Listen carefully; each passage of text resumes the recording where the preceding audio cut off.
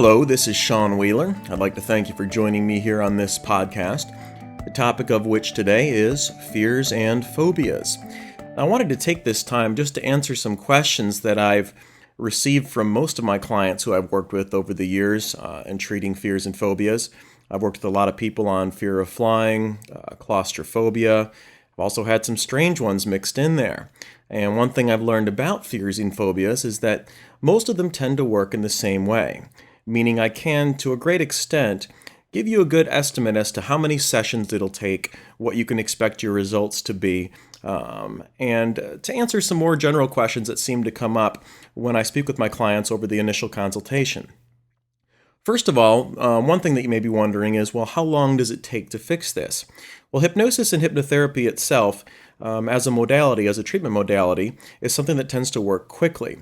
Meaning we don't need to go back to your childhood. We don't even necessarily need to figure out exactly when the phobia began or why it began. Those things may be helpful, but they're not necessary.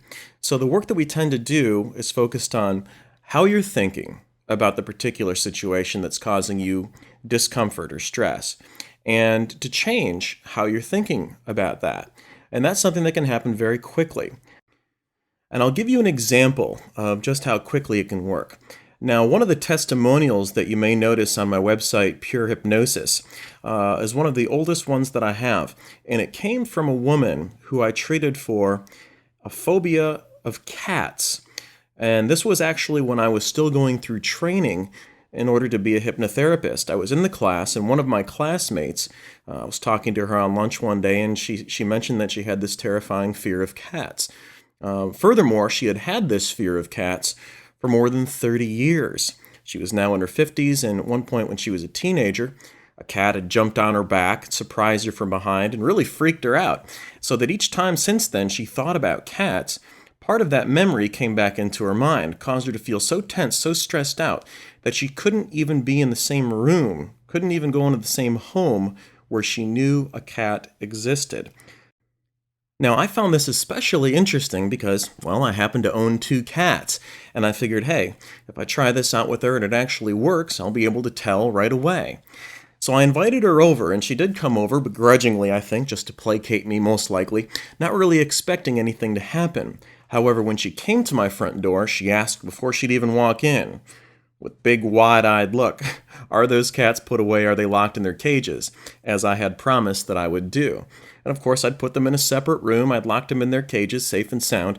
She came in, tentatively, and after working with her and doing some hypnosis and some other techniques for maybe an hour and a half, 2 hours, we finished up, and I looked her in the eye and I asked her, well, would you like to go into that next room and meet my cats?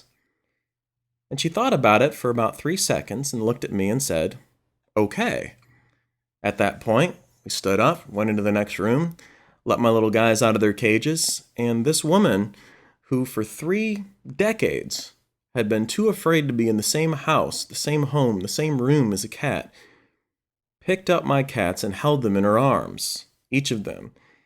And of course she began to cry, and there were hugs and all sorts of wonderful things were said. And it was a really emotional experience for me because not only, number one, did I realize for the first time that, wow, this stuff actually works.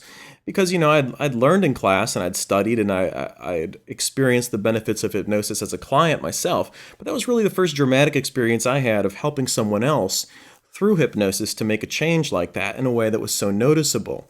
Now, one thing I tell my clients that I work with these days is that, well, if you have a fear of flying, well, unfortunately, I don't have a helicopter or a jetliner parked in my backyard. So there's no way of proving to you consciously, immediately after we work together, that the change has taken place, that the fear of cats is gone, so to speak. But what you should know immediately after working together with me is that your thoughts, just thinking about the feared object, is different. Now, what you can probably do, if you happen to have a fear or a phobia, and I'm guessing since you're listening to this, you probably do, that just by thinking about that situation, whether it's a fear of public speaking or getting on an airplane, whatever it is, just thinking about being in a situation like that can actually produce fear, tension, anxiety, stress somewhere in your body physically, actually cause you to start breathing differently, your heart to start beating differently. All these physical changes can come along with it just by thinking about it. So one thing that I do after I'm finished working with the client on a fear or a phobia is to ask them to think about it and to see if they can get the same amount of fear back into their body physically, if just thinking about it causes that fear to return. Typically, it does not. It's almost always reduced, sometimes completely eliminated. And, it does take some time before the person goes and actually has to get on a plane or be in that situation or do whatever it is that they had a fear of doing before they'll contact me or get back with me or send me a testimonial and say, hey, I did it, you were right, it's good, it's gone, thank you. But you will know when you leave that session that something has changed, even if it's just in how you're thinking about it. It doesn't really matter how long the fear has been with you. I know that is one thing that a lot of us have been raised or taught to believe, is that if you've had a problem for a really long time, then it should take a really long time to fix it. And a lot of traditional therapies do focus on that. And they want to take you back and talk about your past and talk about how the fear came about and try to rationalize and reason your way out of it. But that's not how fears work. Fears just come automatically. And the only real way to change those fears is to change them in the same part of your brain where they're created, and that's the subconscious mind. Hypnosis allows us to make those changes at the subconscious level where that fear exists.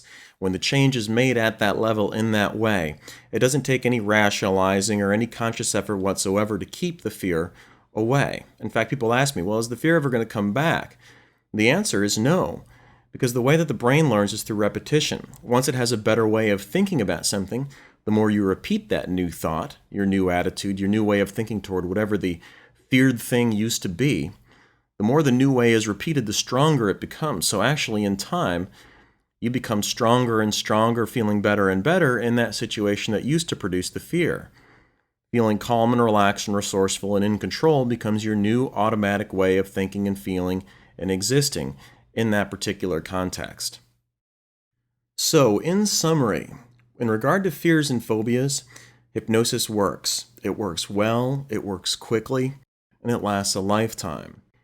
I'm very comfortable saying that here because I've had no more success with any other issue than I've had with fears and phobias in the 5 years that I've been practicing as a clinical hypnotherapist.